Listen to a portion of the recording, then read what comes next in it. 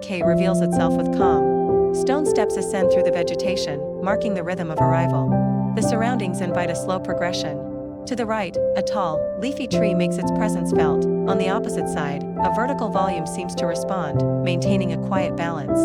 The architecture presents itself clearly, yet finds a gentler way to appear in the shade and vegetation.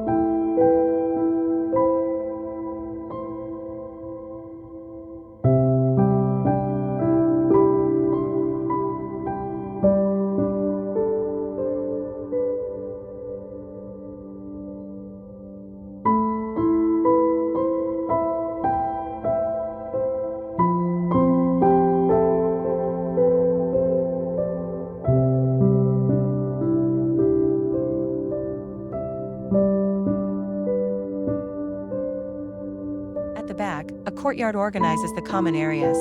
The kitchen and terrace connect completely with the outside, and a couple of steps are enough for the latter to take on a more intimate air without isolating itself. Everything is contained by vegetation, a living barrier that replaces the wall, allowing for views but not being seen.